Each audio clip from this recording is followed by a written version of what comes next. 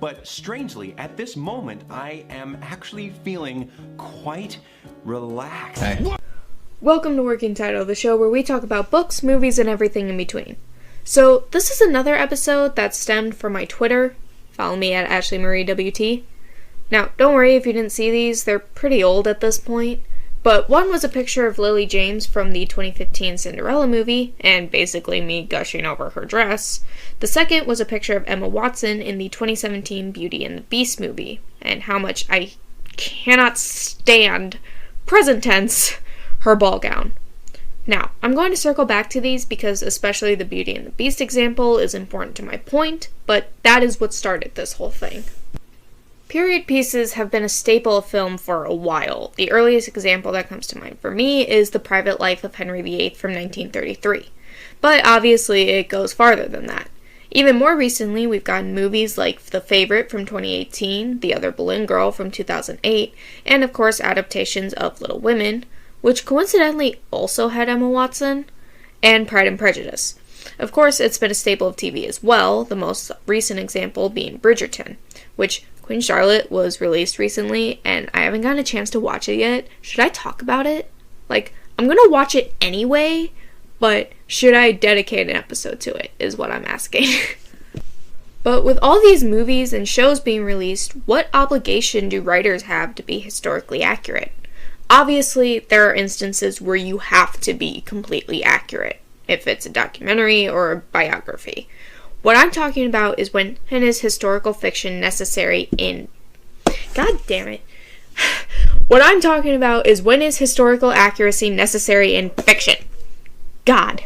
Now, personally, I can ignore some inaccuracies for the sake of good storytelling. I'm an avid viewer of The Tudors for this exact reason. There are exceptions, but that is generally how I feel. Alright, number one, historical accuracy is pretty necessary when it comes to the clothes, especially when the filmmakers say they're going for a more realistic tone. Which brings us to Beauty and the Beast 2017. Before I go into this, I don't blame Jacqueline Duran for the faults with the costumes. I 100% blame director Bill Condon and Emma Watson. In an interview with the New Zealand Herald, Duran says that Condon made it very clear that he wanted the film to be set in the 18th century, which is fitting as the original story was released in 1740.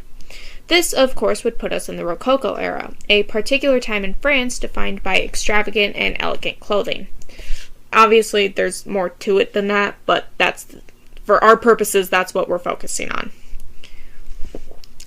But overall, she did a really good job with this. The dress that the opera singer at the beginning wears, on top of being beautiful, is pretty accurate. But a lot of the side characters, and even the Beast, are fairly accurate. But then we get to Belle. Now, I'm going to get to her ball gown, but first I want to talk about her village dress, which I don't have a lot of issues with. My problem comes from the fact that Emma fucking Watson refused to wear a corset. Now, in and of itself, that's not a big deal. Oh, she's a grown adult, she can decide... God damn. She's a grown adult, she can decide what she does and doesn't want to wear. However, Watson's reasoning for not wearing a corset was that she wanted Belle to be a more active character, which she already was, but whatever. But a corset would not fit with that storyline. Corsets for decades have been shown as these restrictive torture devices, which they simply weren't. While today they're primarily worn for fashion, corsets throughout history served the same purpose as modern-day bras. And if you were upper class, they were necessary to wear the clothes. The silhouette for this period was very wide, and often included a lot of layers. So dresses were very bottom-heavy. Corsets helped hold up a lot of that weight. Now, while the working class, which is what Belle is, doesn't have as much weight in their clothes as the upper class did, they still needed the support that a corset provided.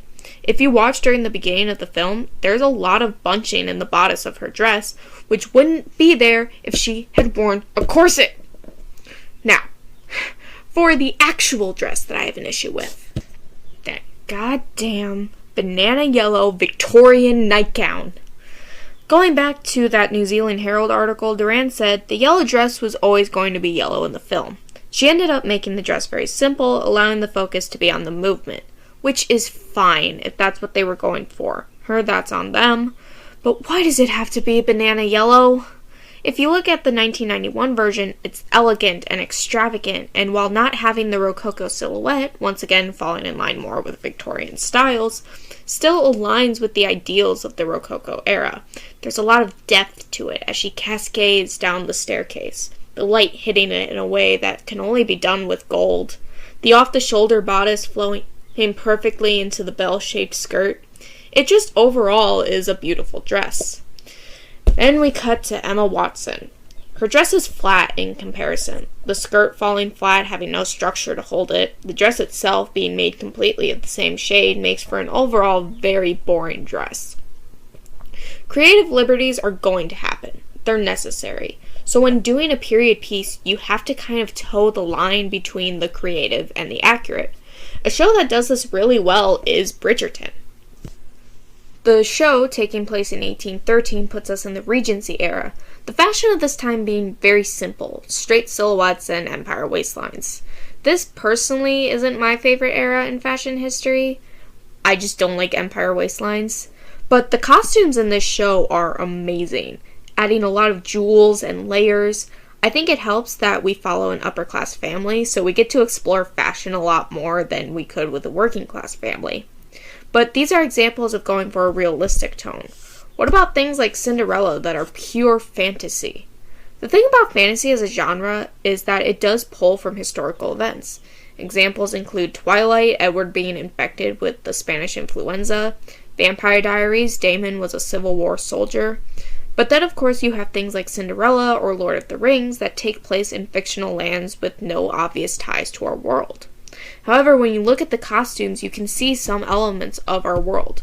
In an interview with California Unpublished, Sandy Powell, the costume designer for 2015's Cinderella, said she was trying to go for 19th century meets 1940s. In that, she succeeded. If you look at Cinderella's ball gown, it pulls a lot from Victorian styles, with the off-the-shoulder bodice and the bell-shaped silhouette. Ideas that were very common, especially in the early Victorian, like 1840s or so. As the period went on, we got slimmer and slimmer silhouettes, eventually leading us to the Edwardian style with big backs in the skirt, and then the skirt itself being very thin.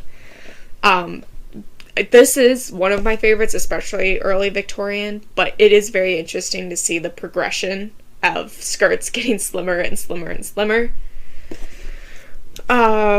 Shit, I went off script, so I have to find where I am. But then you look at her shoes, and they fall more in line with the fashion of the 40s. The blending of these two periods so well gives the fantasy of a story like this while keeping it grounded enough for audiences to enjoy. I asked earlier, what obligation do writers have to be historically accurate? I think the answer to that is, it depends. What's the story you're trying to tell, and what tone are you going for? The Tudors, while not being completely accurate, pulls a lot from the life of King Henry, and it doesn't need to be completely accurate. It's a dramatized version of his life. Or Bridgerton, to a certain extent, they had to change history to tell the story they wanted to tell. Even Beauty and the Beast, despite my gripes I have with her dress, it's a fairy tale story, and the costumes for the side characters in Belle's day dress are accurate. So ultimately, it comes down to intent and tone. Another episode completed. Honestly, I enjoyed writing this one. It might take after Spot as my favorite episode. I hope you enjoyed. I might put a poll or a question at the bottom of this episode asking if I should talk about Queen Charlotte. If you want to suggest episodes, get updates on episodes, or you just want to chat, follow me on Twitter at ashleymariewt, or you can email me at ashleymariewt@gmail.com. Until next time, peace out. On to the next one, bitches!